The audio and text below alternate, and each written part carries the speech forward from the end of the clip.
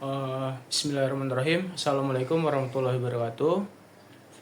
Tabi pun yang saya hormati, Bapak dosen bimbing 1 saya, Bapak Dr. Andes Herman Tarigan MPD. Yang selanjutnya saya hormati dosen pembimbing 2 saya, Bapak Suwardi SPD MOR.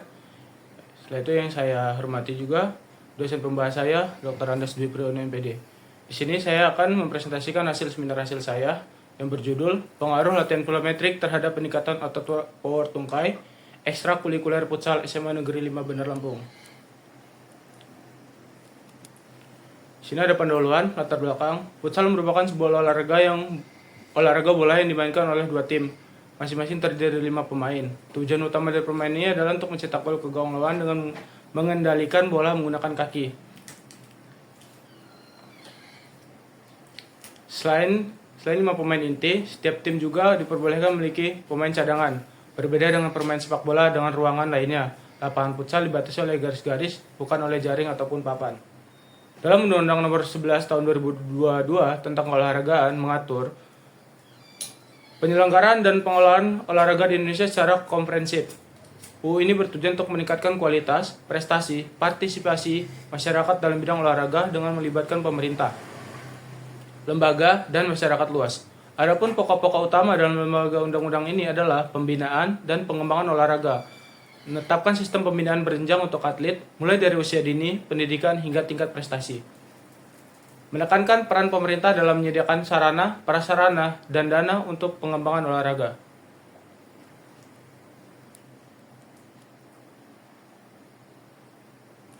Kegiatan ekstrakurikuler yang diikuti oleh siswa merupakan aktivitas positif yang berdampak langsung pada perkembangan mereka, yang diharapkan dapat memberikan hasil belajar siswa, yaitu menurut Subekti dan Suryadi tahun 2020. Kegiatan tersebut dirancang untuk memungkinkan siswa mengembangkan bakat mereka, khususnya dalam bidang olahraga, serta meningkatkan prestasi di luar ranah akademik. Futsal sebagai salah satu kegiatan ekstrakurikuler telah menjadi salah satu pilihan yang paling diminati oleh peserta didik, terutama laki-laki. Banyak sekolah, termasuk SMA Negeri 5 Bandar Lampung, telah mengintegrasikan futsal sebagai bagian dari program ekstrakurikuler mereka. Olahraga futsal memberikan dorongan signifikan bagi sekolah-sekolah di Indonesia untuk mengembangkan berbagai fasilitas lapangan futsal yang sangat mendukung proses pembibitan dan pembinaan atlet usia muda. Sebagai contoh, sekolah-sekolah menunjukkan kecenderungan untuk membangun fasilitas guna meningkatkan prestasi peserta didik. Faktor-faktor tersebut cukup sumber daya manusia, sarana dan prasarana, metode latihan, serta elemen-elemen pendukung lainnya seperti kondisi fisik, teknik, strategi, dan aspek mental.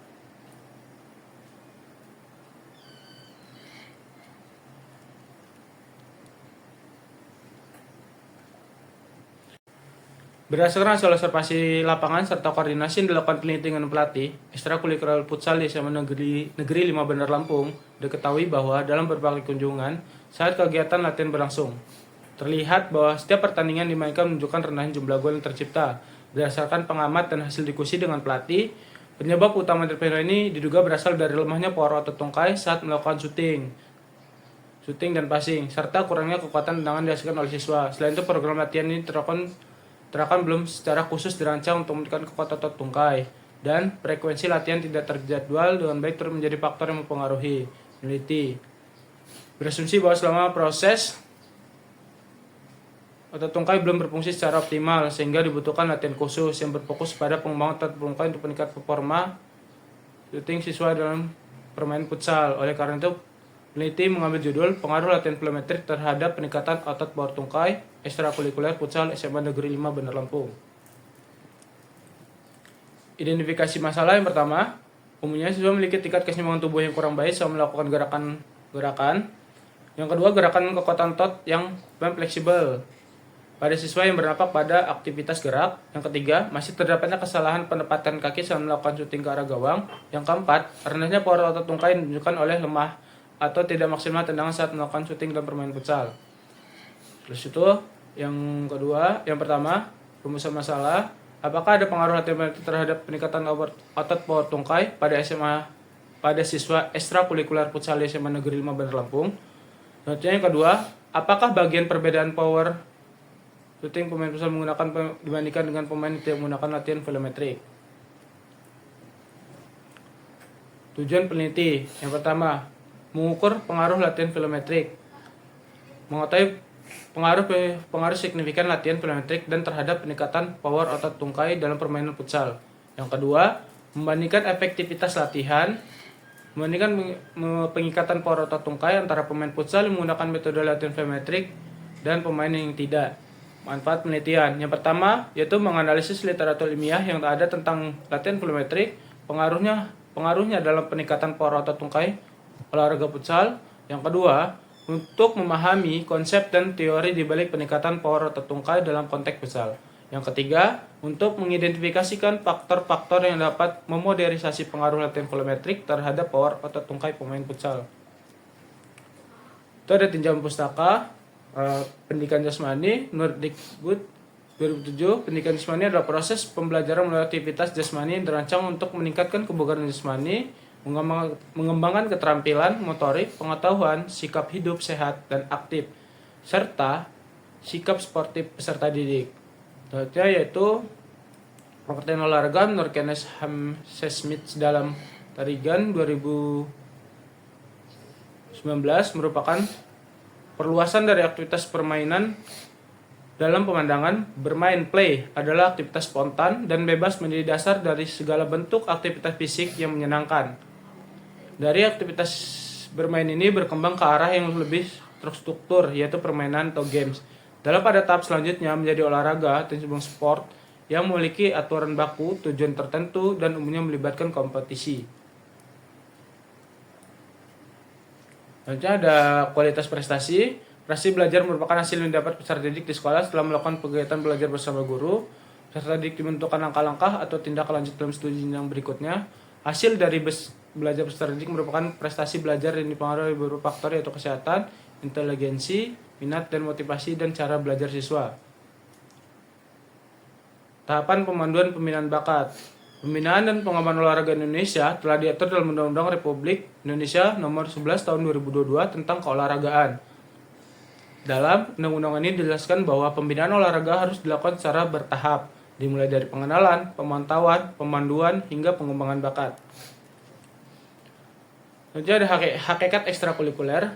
Ekstrakurikuler merupakan kegiatan yang dilakukan di luar jam pelajaran tatap muka, baik dilakukan di sekolah maupun di luar sekolah, dengan maksud untuk lebih memperkaya, memperluas wawasan dan pengetahuan dan kemampuan yang telah dimiliki dari berbagai bidang studi.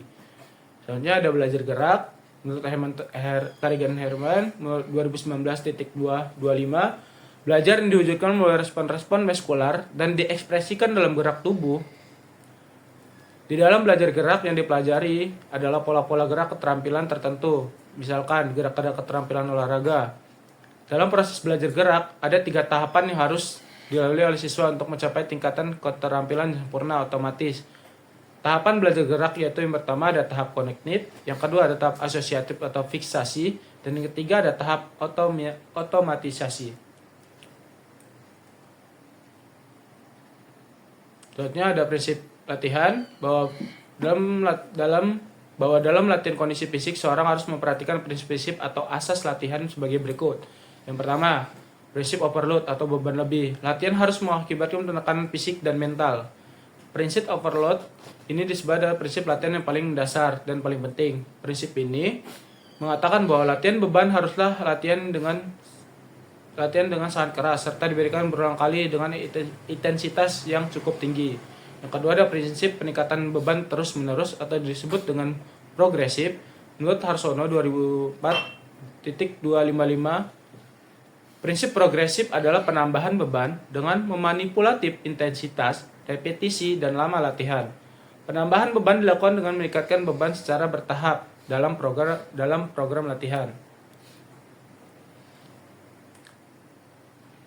Selanjutnya, hakikat permainan bola futsal. Futsal adalah variasi dari sepak bola yang dimainkan dalam ruangan tertutup dengan tim beranggotakan 5 pemain. Ukuran lapangan futsal pertandingan futsal internasional seperti Piala Dunia Futsal atau AFF Futsal Cup harus sesuai standar Federasi Futsal Dunia, yaitu panjang maksimal 42 meter, internasional minimal 38 dan maksimal 42, standar minimal 25. Selanjutnya lebar internasional minimal 18 dan maksimal 25 meter, standar minimal 15 dan maksimal 25 meter. Adapun beberapa teknik permain futsal yang diumumkan diterapkan meliputi yang pertama yaitu ada teknik dasar dribbling, yang kedua ada passing atau mengoper bola, yang ketiga ada shooting menembak ke gawang, yang keempat ada ball control atau kontrol bola, yang kelima ada gerakan tanpa bola atau disebut dengan off the wall move. Yang keenam ada teknik tim atau tim tactics, yang ketujuh ada permainan tim atau team play, yang kedelapan adalah strategi. Selanjutnya ada power atau tungkai. Power atau tungkai adalah kemampuan otot-otot pada tungkai untuk melakukan kontraksi secara eksplosif dalam waktu yang singkat, yang merupakan gabungan antara kekuatan dan kecepatan gerak. Menurut Bompa dan Buzzi Helly 2019, power merupakan kemampuan otot untuk menghasilkan gaya maksimal dalam waktu sesingkat mungkin, terutama pada aktivitas yang memerlukan ledakan tenaga seperti lompatan atau tendangan. Otot tungkai berperan penting sebagai penopang tubuh bagian atas dan menjadi sumber utama dalam berbagai aktivitas gerak, termasuk ambulasi atau perpindahan tempat. Selanjutnya ada latihan plyometrik. Plyometrik merupakan bentuk latihan yang dirancang untuk meningkatkan kemampuan otot dalam menghasilkan tenaga secara eksplosif. Menurut Su 1998, plyometrik adalah teknik pelatihan yang digunakan oleh atlet untuk meningkatkan kekuatan dan daya ledak. Senada dengan itu, Radcliffe dan Valentinos 1985.2 menyatakan bahwa pelatihan plyometrik merupakan jenis latihan yang dikembangkan untuk meningkatkan kemampuan otot dalam menghasilkan daya ledak maksimal dalam waktu yang singkat. Jadi ada kerangka berpikir, futsal merupakan olahraga modern yang sekarang banyak diminati masyarakat, dari kecil, dewasa, bahkan orang tua. Futsal juga termasuk olahraga yang harus berpikir cepat sehingga mendorong fisik yang baik, sangat diperlukan dalam situasi di lapangan futsal. Tujuan dari penelitiannya adalah melatih agar siswa memiliki kekuatan otot yang baik sehingga mempunyai power otot tungkai yang baik. Melalui latihan volumetrik merupakan latihan suatu pemberian beban yang cepat yang disebut dengan fase eksentrik pada otot. Pengembangan otot melalui latihan ini sangat mempengaruhi penelitian yang akan saya kaji. Selanjutnya ada hipotesis yang H1. Yang pertama, ada pengaruh yang signifikan latihan plyometrik terhadap peningkatan power otot tungkai pada siswa ekstrakurikuler futsal di SMA Negeri 5 Bandar Lampung. HO, tidak ada pengaruh yang signifikan latihan plyometrik terhadap peningkatan power otot tungkai pada ekstrakurikuler futsal SMA Negeri 5 Bandar Lampung. Selanjutnya ada H2, yaitu ada pengaruh yang signifikan dari kelompok kontrol terhadap peningkatan power otot tungkai pada ekstrakurikuler futsal di SMA Negeri 5 Bandar Lampung. Selanjutnya ada HO, tidak ada pengaruh yang signifikan dari kelompok kontrol terhadap peningkatan power otot tungkai pada ekstrakurikuler futsal SMA Negeri 5 Bandar Lampung. Selanjutnya H3, ada perbedaan yang signifikan dari kelompok plyometrik dan kelompok kontrol. Selanjutnya ada HO, tidak ada perbedaan yang signifikan dari kelompok plyometrik dan kelompok kontrol. Metode penelitian. Menurut Ari Kunto 2010 menyatakan bahwa metode penelitian adalah cara yang digunakan oleh penulis dalam mengumpulkan data penelitian. Metode dalam penelitian ini menggunakan metode eksperimen kooperatif, yaitu bentuk analisis variabel data yang mengetahui perbedaan di antara dua kelompok data atau disebut dengan variabel, atau lebih yang bertujuan untuk mengetahui pengaruh suatu variabel bebas, yaitu treatment terhadap variabel terikat dengan cara memanipulasi variabel bebas untuk kemudian melihat efeknya pada variabel terikat. Dalam penelitian ini akan dideskripsikan mengenai besarnya pengaruh variabel bebas, treatment, latihan, keterampilan volumetrik, variabel terikat terdapat peningkatan power tungkai pemain futsal. Treatment yang dilakukan sebanyak 16 kali pertemuan, pemberian treatment, latihan, keterampilan volumetrik terhadap peningkatan power tungkai pemain futsal dilakukan 3 kali dalam seminggu.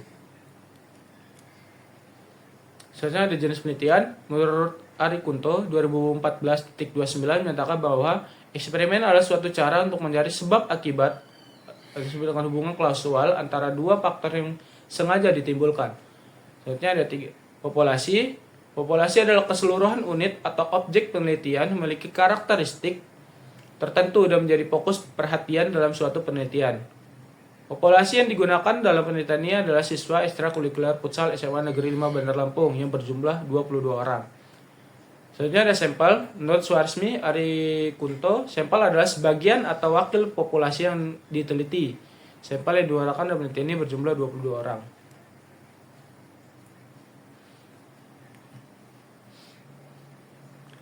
Selanjutnya desain penelitian. Saya ini menggunakan desain eksperimen satu kelompok prauji atau pre-test dan post-test dengan kelompok parametrik digunakan sebagai pembanding. Seluruh peserta akan diberikan tes awal pre-test untuk mengukur peningkatan power otot tungkai mereka sebelum mereka menjalani program latihan volumetrik. Setelah program latihan, peserta akan menjalani tes akhir post-test yang akan dilakukan untuk membandingkan perubahan dalam power otot tungkai mereka. Dalam penelitian ini dapat digambarkan sebagai berikut. Pertama ada populasi sampel, melakukan pre-test, selanjutnya pre-test, terus dibagi untuk treatment A yang 11 orang, selanjutnya ada K2 itu tanpa treatment atau disebut dengan kelompok kontrol. Selanjutnya ketika sudah diberikan treatment, selanjutnya akan dilakukan dengan post-test atau uji akhir. Selanjutnya ada variabel penelitian volumetrik. Menurut Donald A. Chiu 1992, volumetrik definisikan sebagai latihan yang melibatkan siklus peregangan, pendekatan, strict sorting cyclically otot, di mana otot mengalami peregangan diikuti oleh kontribusi cepat untuk menghasilkan tenaga eksplosif. Selanjutnya ada power. Menurut Harsono 1998, power adalah hasil dari kekuatan dan kecepatan individu yang mempunyai. Power adalah orang-orang yang memiliki derajat kekuatan otot yang tinggi, derajat kecepatan yang tinggi, dan derajat yang tinggi akan dinampilkan dari keterampilan menggabungkan kecepatan dan kekuatan.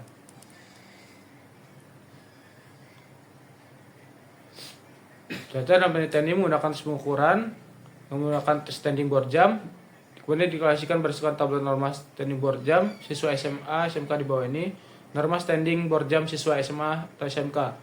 Yang pertama yaitu kategori baik sekali, yaitu sampai di atas 223 cm. Selanjutnya yang ada kedua yaitu dengan kategori baik, yaitu 195 sampai 223 cm. Selanjutnya ada kategori sedang, yaitu 165 cm sampai 194 cm. Selanjutnya ada yang keempat dari kategori kurang, yaitu 136 cm sampai 164 cm. Selanjutnya yang kelima yaitu kurang sekali atau di bawah 136 cm. Itu untuk kategori putra.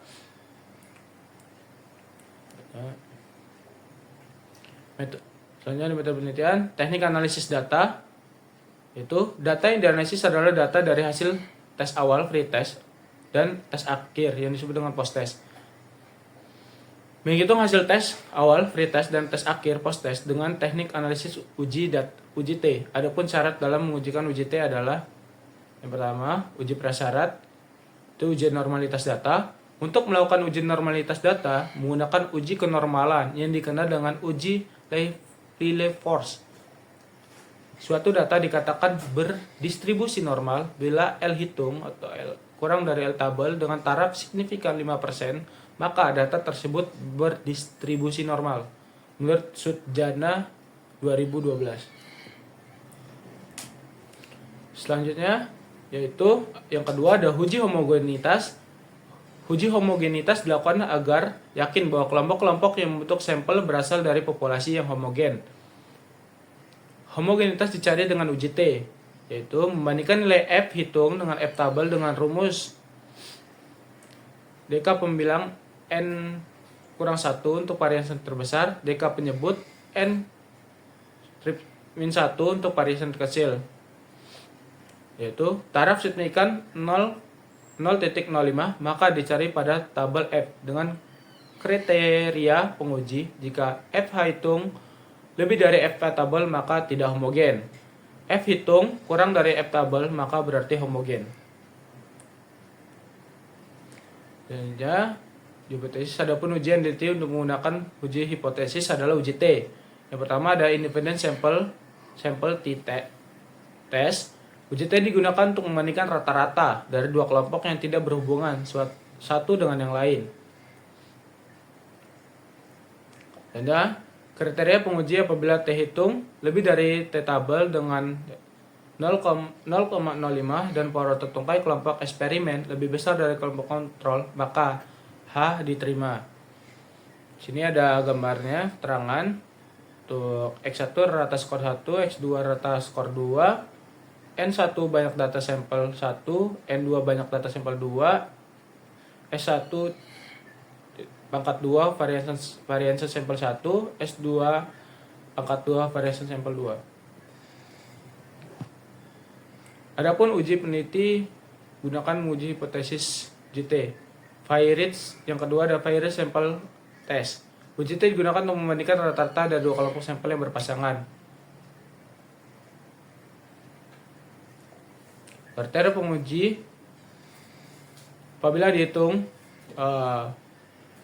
lebih dari F tabel dengan 0,05 maka H diterima. Jika hasil power tungkai siswa setelah diberi latihan treatment filometrik lebih besar dari sebelum latihan maka H diterima. Di sini ada keterangannya. Untuk D rata peningkatan skor, SD itu standar deviasi peningkatan skor, dan N banyak data sampel. Hasil penelitian. Deskripsi data hasil penelitian. Penelitian ini dilakukan dengan metode eksperimen mengenai beberapa latihan filometrik terhadap peningkatan power tertungkai ekstrakurikuler futsal SMA Negeri 5 Bandar Lampung. Kegiatan penelitian ini dilaksanakan dalam 3 tahap, yaitu tahap pertama dilakukan dengan pretest untuk mengetahui kegiatan kemampuan awal sampel dan pengelompokan sampel ke dalam 2 kelompok, yaitu kelompok eksperimen dan kelompok kontrol. Setelah itu, sampel kelompok eksperimen diberikan perlakuan, yaitu latihan filometrik selama periode tertentu, sedangkan kelompok kontrol tidak diberikan perlakuan. Selanjutnya dilakukan post-test untuk mengetahui peningkatan power otot tungkai. Untuk memberikan gambaran mengenai penyebaran data, dilakukan analisis meliputi data rata-rata mean, standar deviasi, nilai mean, nilai modus, nilai maksimum, dan nilai minimum. Adapun deskripsi data hasil penelitian adalah sebagai berikut. Hasil pretest dan post-test kelompok eksperimen. Berdasarkan hasil pretest dan post-test power otot tungkai pada siswa yang diberikan latihan filometrik adalah sebagai berikut. Untuk mean, yaitu untuk yang awal pretest 147,91.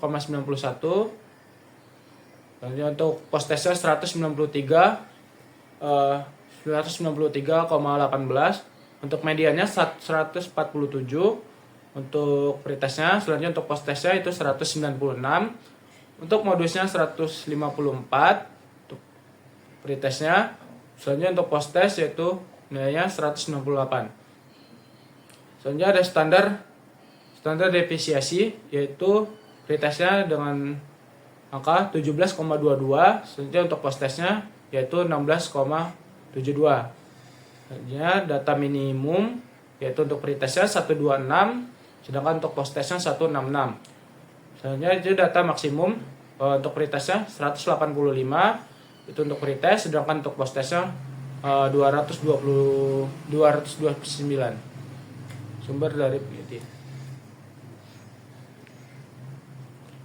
Hasil pretest dan post-test kelompok eksperimen jika dilengkapi dalam bentuk diagram, ya ini untuk mean. Gambar diagram batang hasil pretest dan post-test dilakukan kelompok eksperimen. Adapun gambar sebagai berikut, ada mean, median, modus, standar deviasi, minimum, dan maksimum. Ini gambar bentuk diagramnya. Selanjutnya, apabila ditampilkan dalam bentuk norma, penilaian hasil power atau tungkai pada kelompok eksperimen dapat latihan filometrik dikaji pada tabel sebagai berikut. Tabel 4. Distribusi frekuensi hasil power atau tungkai kelompok eksperimen. Kategori baik sekali, itu untuk standarnya lebih dari 223. Untuk pretestnya 0 siswa, sedangkan untuk post-testnya ada 1. Sedangkan untuk kategori baik yaitu 195 sampai 123 cm, untuk pretestnya 0. Sedangkan untuk hasil post-testnya yaitu kategori baik ada 5. Sedangkan untuk kategori sedang 165 sampai 194. Untuk itu pretestnya ada satu siswa, sedangkan untuk post-testnya ada 5 siswa. Selanjutnya ada kategori kurang 136 sampai 164. Untuk pretestnya yaitu ada 7 siswa, sedangkan untuk post-testnya 0. Selanjutnya ada kurang sekali atau di bawah 136 cm. Untuk pretestnya ada 3, sedangkan untuk frekuensi post-testnya itu 0. Untuk presentasinya yaitu 0% dan 9%. Untuk kategori baik, selanjutnya ada kategori itu baik sekali. Selanjutnya untuk kategori baik yaitu presentasinya 0% untuk pretest, sedangkan post-testnya 45%. Sedangkan kategori sedang itu presentasinya 9%, sedangkan post-testnya 45%. Kategori kurang yaitu pretestnya 64 cm, 64%, sedangkan untuk post-testnya 0%. Selanjutnya untuk kategori kurang sekali yaitu pretestnya ada 27%, untuk post-testnya 0%. Hasil pretest dan post-test kelompok eksperimen. Berdasarkan norma penelitian pada tabel di atas menunjukkan bahwa pretest por otot tungkai pada kelompok eksperimen berbeda pada kategori baik sekali dan baik sebesar 0% atau 0 orang. Kategori sedang sebesar 9% yaitu 1 orang. Kurang sebesar 64% atau 7 orang, dan kurang sekali sebesar 27% 3 orang. Sedangkan post-test hasil por tertungkai pada kelompok eksperimen setelah diberikan treatment berada pada kategori baik sekali sebesar 9% yaitu 1 orang, yaitu kategori baik sebesar 45% atau 5 orang, kategori sedang sebesar 45% atau 5 orang, dan kurang sekali sebesar 0% dan sampai 0 orang.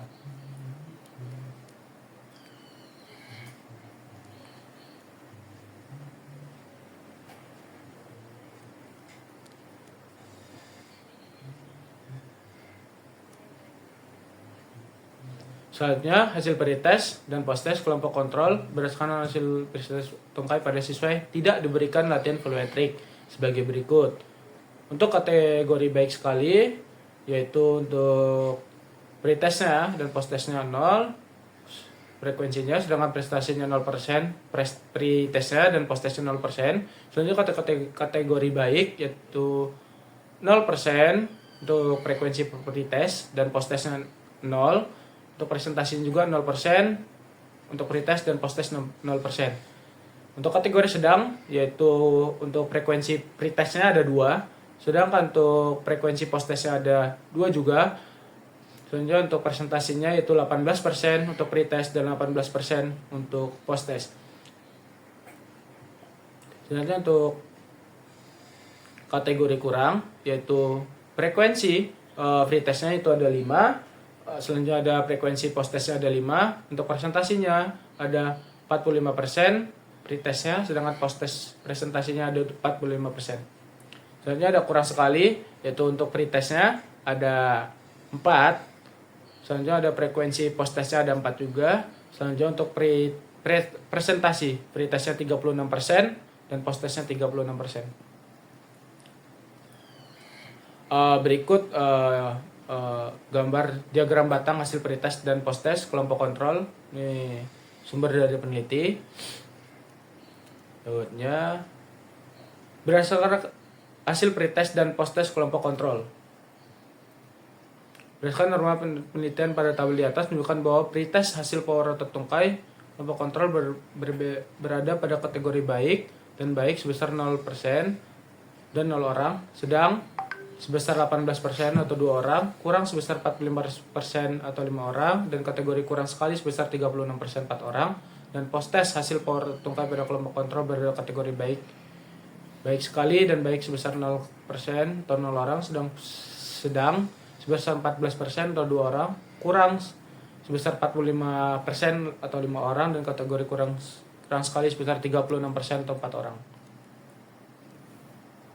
Baik, di sini ada uji persyaratan analisis, yaitu uji normalitas. Berdasarkan hasil uji normalitas dengan uji loyalitas di atas diketahui bahwa variabel pretest kelompok eksperimen terlihat bahwa L hitung 0,0158 kurang dari L tabel sama dengan 0,249, dan data variabel post-test yang menunjukkan hasil L hitung 0,205 kurang L tabel 0,249. Sedangkan data variabel pretest kelompok kontrol terlibat bahwa L hitung yaitu 0,87 kurang L tabel yaitu 0,249, dan data variabel post-test menunjukkan nilai L hitung 0,17 kurang dari L tabel yaitu 0,249. Karena seluruh L hitung kurang L tabel, maka dapat disimpulkan bahwa data pada kedua kelompok baik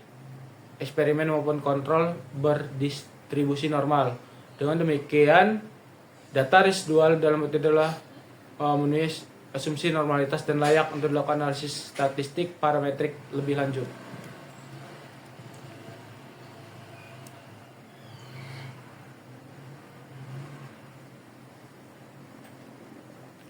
Selanjutnya ada uji homogenitas, yaitu kelompok eksperimen. F hitungnya 1,01, F tabelnya 2,978 untuk keterangan homogen. Selanjutnya untuk kelompok kontrol yaitu 1,119 untuk F tabelnya 2,978 untuk keterangan homogen.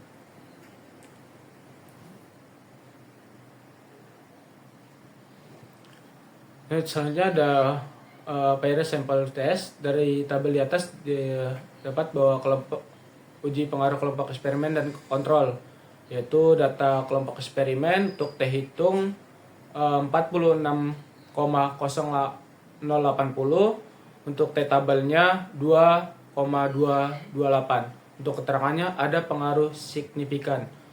Selanjutnya ada kelompok kontrol, datanya untuk T hitung yaitu 1,09, untuk T tabelnya 2,228. Untuk keterangan tidak ada pengaruh signifikan.